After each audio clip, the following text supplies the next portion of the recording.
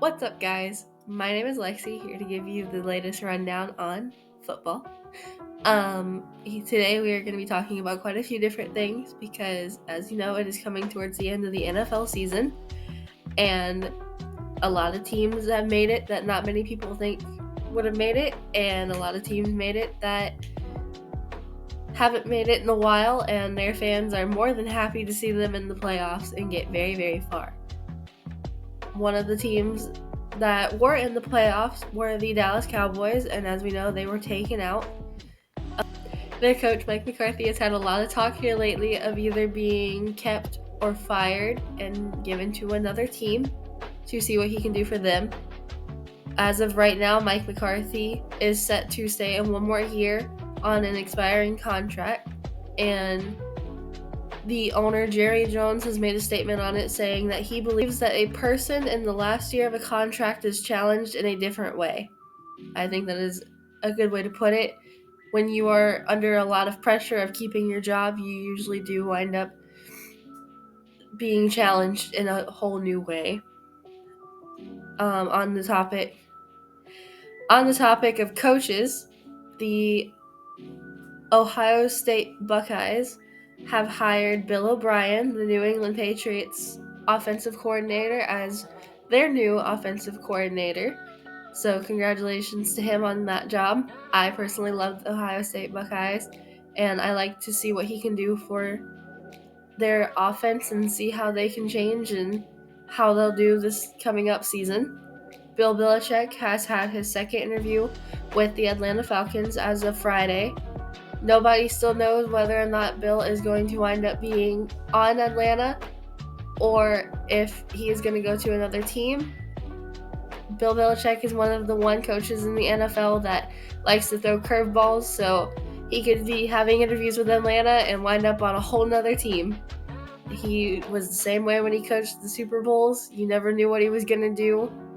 He always had a way to come back, so it will be fun to see where he goes, how he does, and how the seasons go for whatever team he has, and I wish him nothing but luck. We know the playoffs are coming to an end, and as of right now, the teams that we had left of last week were the Baltimore Ravens, who beat Houston 34-10.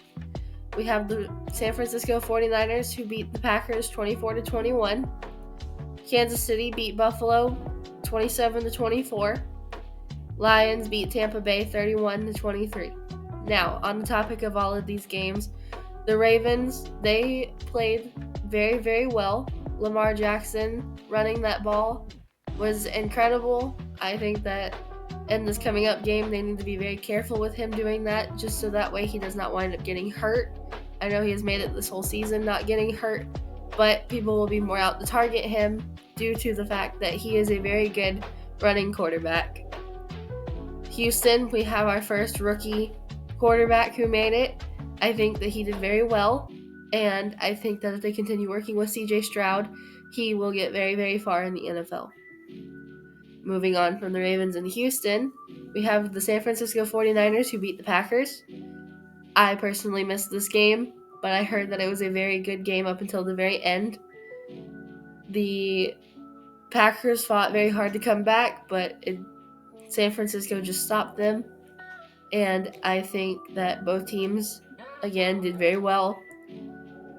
We had the Kansas City Chiefs who beat the Buffalo Bills. Kansas City played their hearts out, and the Buffalo Bills played their hearts out just as much, if not more, just so they could try to beat Kansas City. Patrick Mahomes and Travis Kelce, as you know, are two of the biggest players in the NFL right now with the duo that they are, how well they click and how well they communicate with each other. I think that Buffalo has a lot to do to get further, but I think that Buffalo will do just as good next season, if not better. The next one that we have is the Lions versus Tampa Bay. That was also a game that was very, very good.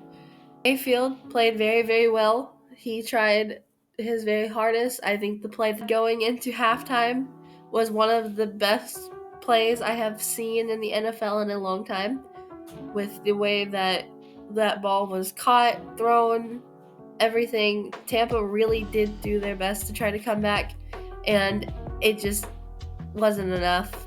But I think Tampa is also another team that if they continue working on it and they continue communicating, they will do better than they did this year. Especially seeing how well Baker Mayfield is getting with his wide receivers and his tight ends. I think that, and the way that the line seems to protect Baker, I think that Tampa has a lot going for them. But as we all know, Detroit had a big fan base that was with them last night.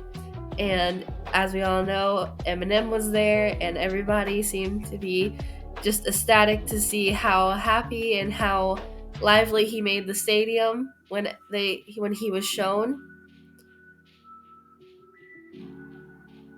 That was quite a crowd that was very, very proud when they seen him on the Jumbotron. During the and as we all know, during the Kansas City game, we all have seen Taylor Swift supporting Travis Kelce, but I think that last night they showed one of the best clips that they could have showed, and it was not Taylor Swift. They showed Travis Kelce's brother, Jason Kelce, supporting him from the box. And I think that that is the true definition of how siblings support each other. And that is all for this week. I will catch you all next week with more news. Let me know who you have for winning next week, who will make it into the Super Bowl.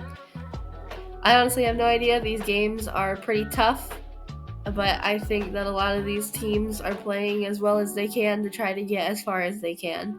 And I think these coaches are doing their best to keep their players up and lively. And I think that this will be a good week next week. So I hope you guys enjoyed this video. Let me know what you think. Leave a like, comment, subscribe, and I will see you all on Wednesday. Have a great day, everyone.